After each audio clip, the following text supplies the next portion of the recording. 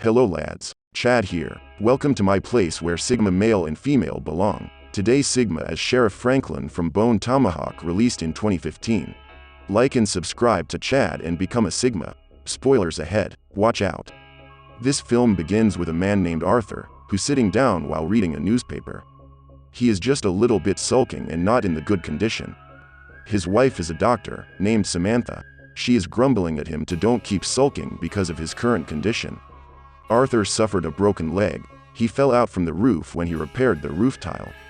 At night, in the bar, a man named John comes to the bar to drink and asking an old man to play his piano. Later, Sheriff Franklin comes to the bar. His friend, Deputy Chicory, is reported to him that there's a strange man in the bar. So, he approaches that man who is drunk, named Buddy. The sheriff asks Chicory to make sure if he doesn't carry a gun. All at once, Buddy is attacking him. With the fast motion, the sheriff is shooting him and he flaked out. John visits Samantha's house to ask her for help to take care of Buddy's ankle. Meanwhile, her husband, Arthur, can't go to anywhere. His condition isn't possible to accompany her. They arrive to the sheriff's office where Buddy is. She begins to check his condition. Sheriff Franklin tells Deputy Nick to accompany and escort her home when she's done because he and Chicory are going to home to sleep. Samantha says to the sheriff she needs to stay and monitor this man's fever after the surgery. The sheriff visits Arthur's house to tell him to not wait up his wife, she will be longer to stay. In the middle of the night, a stable boy heard the scream of horses. He decided to check the stable horses to make sure everything. Suddenly, there are some unknown people running. At once, the people attack him and he tragically dies. The next day, Arthur wakes up from sleep and he realized his wife isn't home yet. In the meantime, the sheriff and his wife are preparing for breakfast. Suddenly, the man comes and reports the stable boy was lying dead. At first, the man went to sheriff's office, but when he went inside, there was nobody in there, not even in the jail cell. The sheriff and Deputy Chicory are straightly checking out that stable horses. When they look a little bit closer to the victim, that stable boy's body was all torn up. Not taking a long time, they go to the office. Turns out, nobody there and the jail's door is opened. He's still looking around. He sees a pierced arrow and pull it. He's guessing it's Indians. He directly comes upon to Arthur's house to say that his wife was possibly abducted by Indians. They got Nick too. Then, he asks him to go, Learned Goat bar to talk about this thing with others.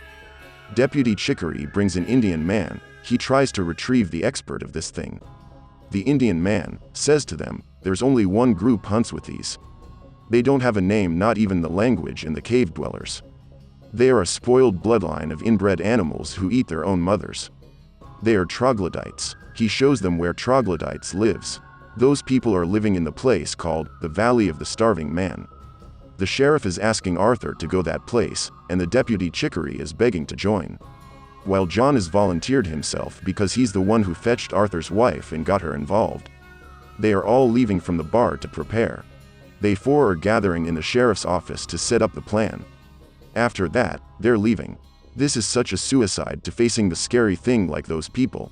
All they hope are the things go well and they can have them back. They keep riding the horse until the sun goes down. In the evening, they decided to stop riding and preparing all the things they brought to make such a kind of campsite for them to rest. At night, they eat together and sleep. Next day, they are starting to continue the journey. After a quite long time, they stop to take a water and checking around. Meanwhile, Arthur is resting his own broken leg because he rode a horse for a long time. He changes his bandage and put the alcohol in his wound that need to treat. It's time for them to sleep. They heard a sound of footsteps. Suddenly, they take the pistol and pointing to the unknown man from the dark. The sheriff is asking him to light the match, in order they all can see his face. The sheriff gives them an order to give him their weapons, then those two men are walking close. Suddenly, John is shooting them until they die. The sheriff is pointing his pistol to John. They both are pointing at each other. John suggests them to make a campsite in another area. It's really possible, if they are robber. And all of them are hurrying to move. John shows them a spot. It's shielded on one side and good enough to stay. They are camping to that place and begin to rest. Without them realizing, their four horses are being stolen by somebody. The dawn comes. Arthur decided to walk first and in order to match their fellow's pace. So, when he falls behind, He will catch up when they sleep. He keeps walk alone with his broken leg until the hot daylight. The sheriff, deputy and John are in the same step with Arthur, so they walk all together. Arthur feels tired and asking them to keep on walking, he will catch up. With a slowly path but sure, Arthur tries hard to keep walking. He is finally finding them while they have been resting for a couple hours. The sheriff and 2 others will leave at the twilight. The dusk comes, the sheriff is asking Arthur to catch them up and they will mark the route with rocks, but Arthur wants to continue the journey with them. John approaches him and he makes a joke, "If I get there before you catch up, I'll try to refrain from flirting with Samantha."